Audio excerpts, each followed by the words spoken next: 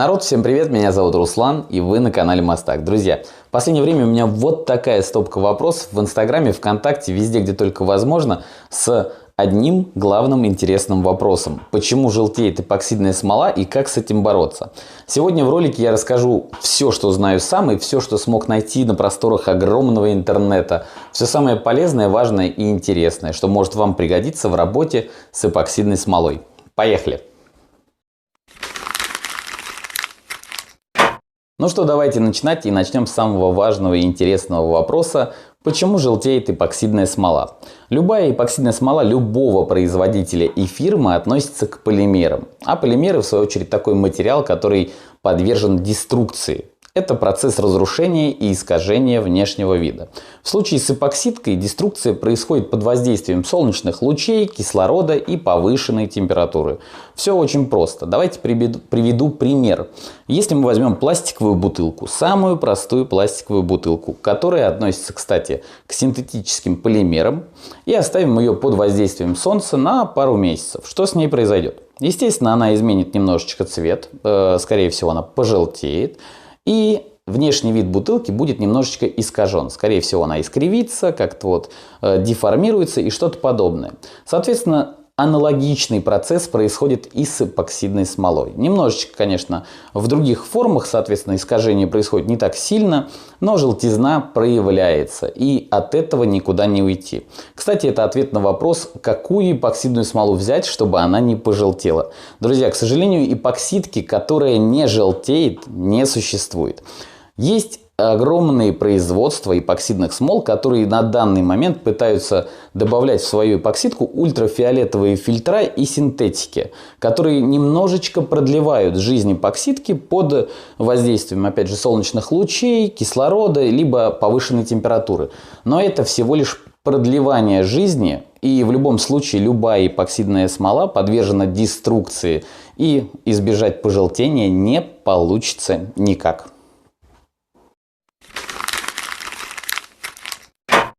Ну что, друзья, давайте переходить ко второй теме, а точнее ко второму вопросу. И он очень простой. Как же продлить жизнь эпоксидной смолы, чтобы максимально долго держалось изделие до пожелтения? Я думаю, многие уже поняли, что главные враги эпоксидки – это прямые солнечные лучи и повышенная температура.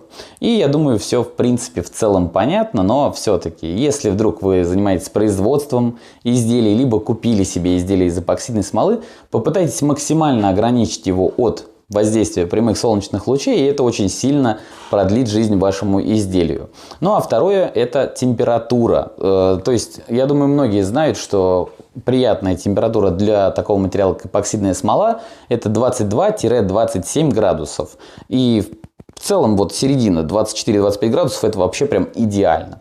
И если вдруг вы приобрели изделие из эпоксидной смолы, но работаете, ну не знаю, в горячем цеху, допустим, вы пекарь, печете пирожки, попытайтесь просто максимально внимательно отнестись к своим изделиям, снимайте их перед работой, чтобы во время работы у вас не было каких-то, может быть, там брелков, подвесок, колец на руках, чтобы эпоксидка не подвергалась повышенной температуре. Это очень тоже сильно продлит жизнь эпоксидной смоле. Ну и еще один такой маленькая подсказочка. Я думаю, многие знают, что эпоксидную смолу можно покрывать лаком. Это будет, в принципе, как защитный слой, который на какой-то срок, опять же, поможет долговечности эпоксидки. Конечно же, в любом случае деструкция наступит, но это продлит жизнь вашему изделию и вашему украшению. Но, опять же, это не факт. И есть один очень интересный пример. Мне написал один паренек и сказал, что приобрел, вот, мол, несколько упаковок эпоксидной смолы. Не буду говорить фирмы какой, но это не столь важно. Суть в чем? Он залил одну, залил вторую, и вторая просто критически быстро начала желтеть. Скажем так, смола была очень простая и достаточно дешевая. Предназначалась не для производства украшений или чего-то такого, но это, опять же, не важно.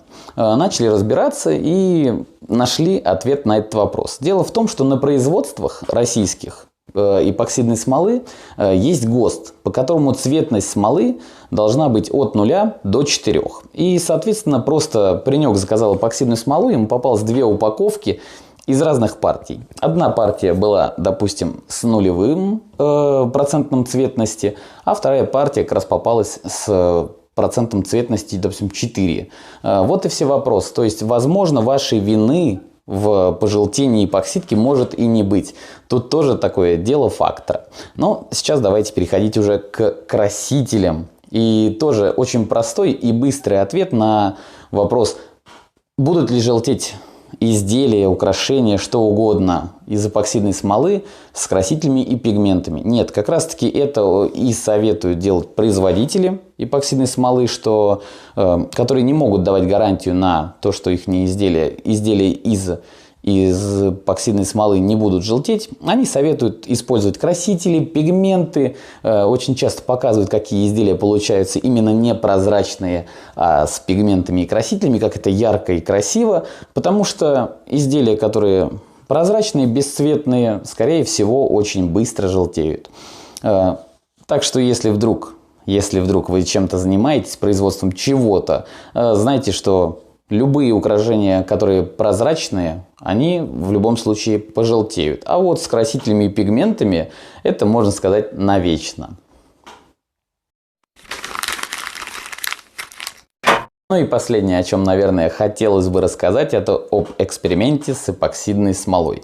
Но я начну издалека и скажу так. Наверное, многие, кто покупал эпоксидную смолу, много раз видели баннеры, всякие названия, что вечно прозрачная эпоксидная смола не желтеет никогда, то есть всегда будет ваше изделие прозрачным и красивым. Так вот, есть одно производство, огромное классное производство эпоксидной смолы. Я думаю, многие, кто маломальски связан с эпоксидной смолой, наверняка работали с этой смолой, либо хотя бы слышали. Но вариантов не слышать о ней точно не было. Так вот, это производство решило провести эксперимент по желтизне эпоксидки на своей эпоксидной смоле. Была взята эпоксидка, положена под ультрафиолетовые лучи, другая немножечко в другие условия, то есть в темную комнату под хорошей температурой.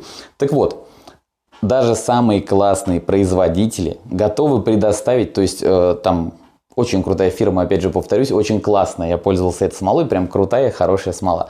Так вот, даже они готовы предоставить лишь 12 месяцев гарантии на свою эпоксидную смолу, что только после 12 месяцев она начнет желтеть под воздействием солнечных лучей. Но если при должном хранении, они дают 60 месяцев гарантии на свою эпоксидную смолу.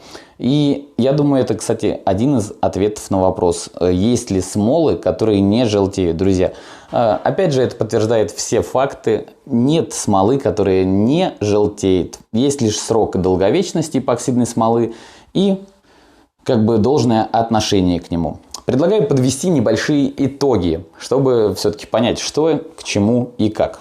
Эпоксидной смолы, которая не желтеет, не существует. Единственный вариант, как бы вы переплатите за эпоксидку, которая, возможно, пожелтеет еще быстрее, чем возможно. То есть на рекламу прозрачная эпоксидная смола навечно и тому подобное можете даже не обращать внимания. Такой смолы не существует. Как обезопасить изделие?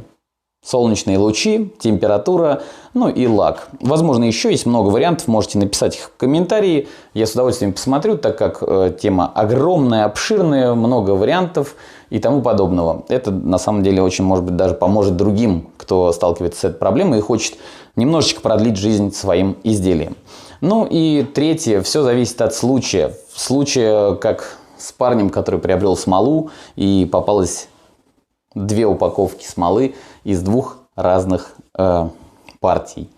Ну и последнее, самое последнее, друзья, если вдруг вы производите изделия и хотите, чтобы ваши изделия вечно смотрелись красиво, идеально и просто прекрасно, или делаете какой-нибудь именной стол домой, чтобы он был раритетным, и ваши внуки смотрели и любовались этим столом, думали, ох, как же прекрасно мой дед сделал этот стол, или бабушка делайте его с красителем либо пигментом. Тогда проблем не возникнет точно.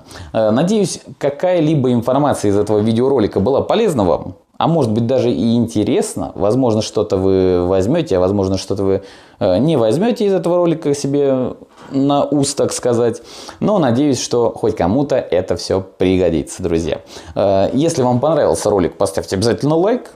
Если не подписаны на канал, подписывайтесь. Недавно у нас было 5000 подписчиков. Подавился даже. Вот, это очень приятно. И всем спасибо большое за это. Ну и, конечно же, если есть какая-то интересная информация по желтизне эпоксидной смолы, пишите под этим роликом.